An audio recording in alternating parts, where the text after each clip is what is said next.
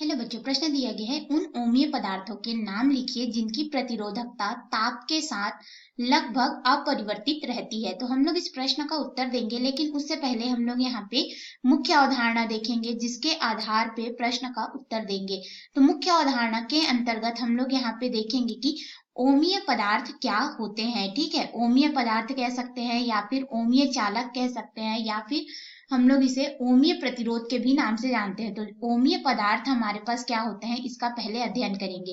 अम्लीय पदार्थ वे पदार्थ होते हैं जो कि ओम के नियम का पालन करते हैं। ठीक है, तो अब हमारे पास ओम का नियम क्या होगा, तो ओम का जो नियम होता है इसको हम लोग यहाँ पे समझते हैं तो हमें अम्लीय पदार्थ के बारे में पता चल जाएगा। ठीक है, तो देखिए ओम के नियम के अनुसार हम लोग यहाँ पे इस चित्र में आते हैं। ओम के नियम को समझने के लिए हम लोग मान लेते हैं कि हमारे पास एक चालक तार है, ठीक है, जिसकी लंबाई L हम लोग ले लिए हैं और इसके अनुप्रस्थ काट का क्षेत्रफल A है मान लेते हैं। ठीक है, तो हम लोग यहाँ पे क्या करेंगे कि इसके सिरों को हम लोग यहाँ पे बैटरी से जोड़ देंगे। ये धन सिरा हो जाएगा, ये वाला हमारा ऋण सिरा ले लेते हैं। ठीक है, इसके एक सिरे को हम लोग ऋण सिरे से जोड़ देंगे बैटरी के। तो इसमें क्या होगा कि V विभव की हम लोग बैटरी लगा दिए। अब ये V विभव की बैटरी जो है इसमें क्या होगा, विद्युत धारा I जो है प्रवाहित होगा। ठीक है, तो जब हम लोग इसकी भौतिक अवस्था में परिवर्तन नहीं करेंगे, भौतिक अवस्था कहने का मतलब जो है ताप हो गया, ठीक है, और आसपास का जो वायुमंडलीय दाब हो गया या फिर इसकी लंबाई हो गई, इन सभी में अगर हम लोग परिवर्तन ना करें, ठीक है, इसमें परिवर्तन ना हो, तो इस चालक तार पे जो लगाया गया विभव है V, यह समानुपाती हो जाता है उसमें प्रवाहित होने वाली विद्युत धारा I के। तो ये ओम का नियम है। अब यहाँ पे V बराबर हमारे पास हो जाता है, समानुपाती चिन्ह को हटाते हैं तो R गुणित I। अब ये R जो होता है इसको अगर हम लोग देखें तो यह चालक तार का प्रतिरोध होता है, जो कि उसकी स्वयं की प्रकृति या गुण होता है, हम कह सकते हैं। तो ये हो गया हमारा ओम का नियम।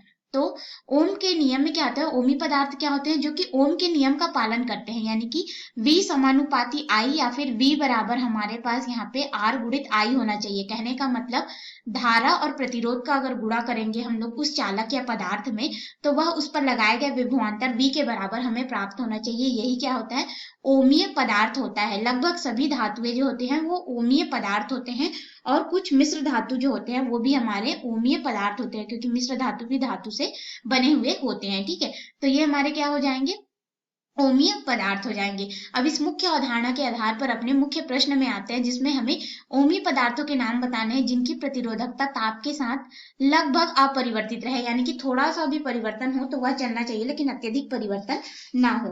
तो देखिए हमारे पास ऐसे जो तत्व होते हैं, ठीक है, इन्हें हम लोग मिश्र धातु के नाम से जानते हैं या फिर ये मिश्र पदार्थ होते हैं। ठीक है, तो ये जो मिश्र धातु होते हैं ये क्या होते हैं, वास्तव में इसे हम लोग समझते हैं।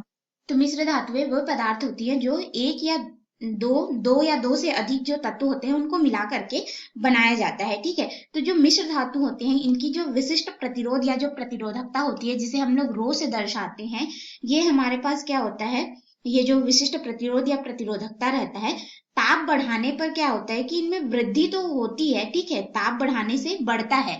जैसे ही हम लोग ताप का मान बढ़ाएंगे तो ये जो प्रतिरोधकता है रो का मान ये भी बढ़ेगा, लेकिन क्या होता है कि वृद्धि जो है शुद्ध धातुओं की तुलना में बहुत ही कम होती है। जैसे कि अगर हम लोग यहाँ पे बात करें चांदी की, ठीक है, या फिर तांबे की, इसकी तुलना में जो यहाँ पे वृद्धि होगी प्रतिरोधकता में वो क्या होगी, बहुत ही कम हमें प्राप्त होगा। ठीक है, बहुत ही कम मिलेगा। कब, जब हम लोग ताप को बढ़ाएंगे, किसकी तुलना में, शुद्ध धातुओं की तुलना में।